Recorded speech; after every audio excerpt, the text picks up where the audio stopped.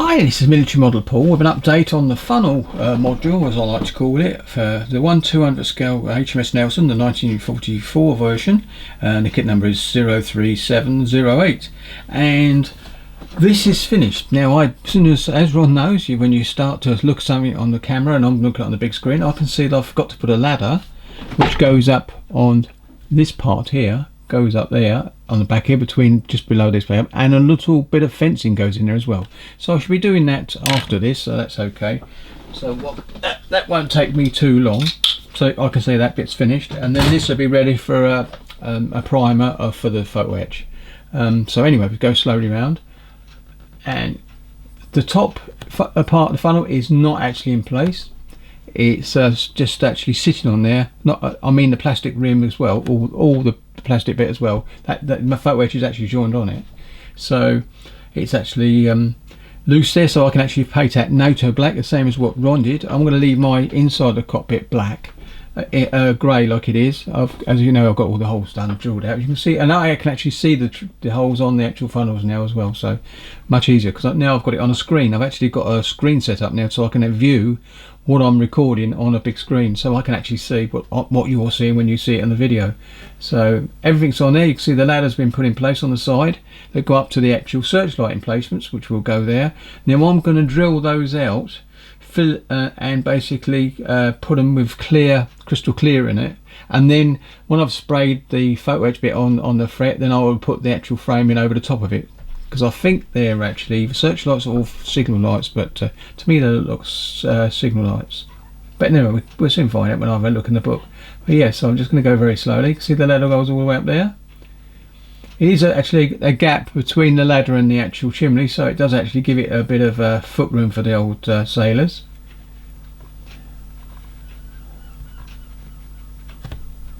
Coming round slowly. Really enjoyed doing the photo etch, even though but I found that the brass rings that go around it were easier than what I thought, because what I did is I actually rolled them so they're actually tighter than what the funnel is, and then went round and glued a bit at a time, let it dry, and went process. I think I used that process before as well, so not too bad at all. And see the ladder's stepped. It goes down straight, but it's actually stepped with that plate. Now I'm not sure what that plate's all about, but it's there. And this walkway that goes across here goes to the two anti-aircraft emplacements either side. They're in a stand-up circular part, a bit like the top, but with guns on it. So that's got to be, and that gives you a walkway right into the gap. So that's pretty cool, really, when you think about it on the kit. The railing is separate, so you have to bend that round to fit. I cleaned up any of the super glue bits I had once I've let it dry for about 5 or 6 minutes with debonder. The glue stayed inside the joins and just rubbed off all the excess that I got a little bit over there. Not too much, but it removed them all together. Now you'll see a little dot there, and that was a bit of super glue that I never even noticed, and it's been on there so long I could sit and scrape it off, but the photo etch is so fragile, I think with a bit of grey paint over that primer as well, it'll disappear. It is pretty flat now. So there you go.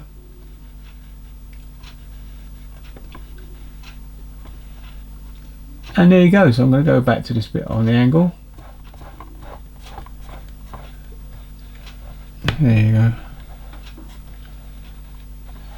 And leave her like that. Yeah, so that's that. And the other bit I've done, this was on the bit from the rear of the stern of the ship as well.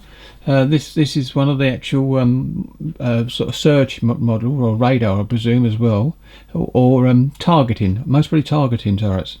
So it's quite nice. Got the fit PE on it as well. As you can see, the gap for the L steps for your feet to go in, and I cut off the doors and then use the PE ones.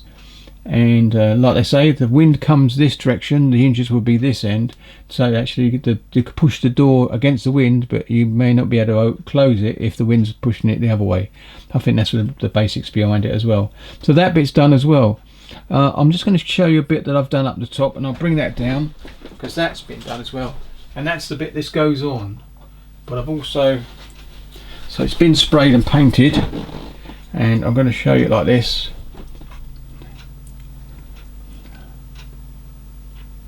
There it is, and this bit goes no, so this bit here goes there. Oops, goes in there, just there. So I'm going to spray it first before I put it in, and it's ready to go in that place, so that's not a problem. So the other bit, so it's not looking too bad at all. There you go. I'm going to put that back up on the model because it's sitting up there so they don't get damaged. There you go, it's dropped into place. So there you go. So that's what we've got so far. Really happy with that. And I think I mentioned my Arizona's here, so, which is nice. I've got it over there back there. I've took the hole out and had a look, and I must admit I was going to drill some holes for the actual brass pedestals that I've got, but I decided not to do that till later on, till I get the base of the case, because once I've got that, then I can actually drill up and then make sure I don't itch the cross members of the case base, because it has strengthening pieces going across, and I want to be able to make sure I measure to miss those as well, and then I can drill the holes in that and the ship, and then they basically put the bolts in and get them done, so they're ready to place. Now I've actually got the bolts in place now in the Nelson's hole. The one underneath the actual main superstructure was easy to get to because there's a great big hole there and I could do it. It was a right pain to do the one at the front because I should have done it before while there was no deck on it. But what I used is a long brush and put the washers, like one of these, put the washer on the end and then run it down into the place with a bit of super glue on it, make sure it's in the right place.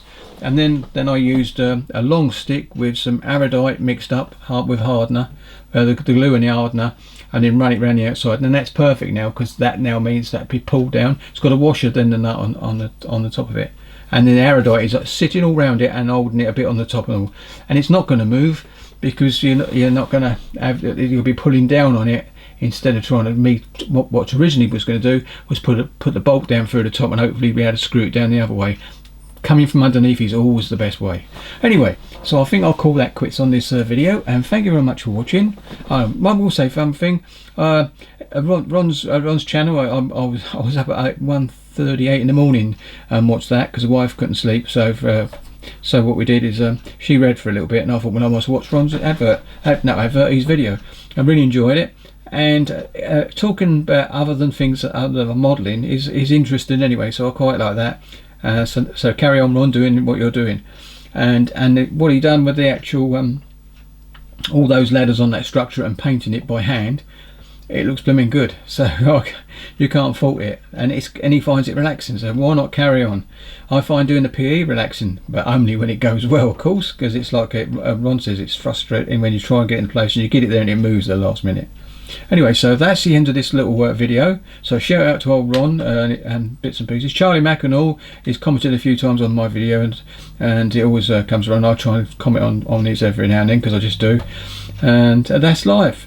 We just get on with it, don't we, and get stuck in. So thank you very much, and I'll catch you on the next update. And one thing I'm going to say, we started a new project on Tuesday, and the actual Nelson will still carry on in the background. Every now and then I should do a bit of work on it, and I'll definitely be working on Friday of next week, because basically they've got a gas boiler being fitted in downstairs, a new one, and so what I've got to do is I've got to be there all downstairs all day while they're doing it. So I'm going to take maybe bits for the Nelson down, all those little mushrooms that Ron was using on the Nelson. A lot of them are very similar on this one, not quite so many I don't think, but very similar on this one. So I'm going to clean them up, put in my little Ron dishes, I call them, the old tuna tins, and with the number in so I know what I'm doing, and then I'll spray and paint them as I need them. So there you go, that's what the project process is. So anyway, but there will be an introduction to the build before Tuesday, and that should be coming out. I should be recording that possibly tomorrow, and then it'll be sitting on YouTube unreleased until Rick Craig's ready. So anyway, thank you very much for watching, and I'll catch you on the next one. And I quite like the idea of using Ron's method, having a screen where I can actually see what's recording. It's blooming good, it really is. I like it, and I can see it's much better, clearer on there that's in focus than what I can on the actual screen on the camera. Anyway, happy modelling, catch you later.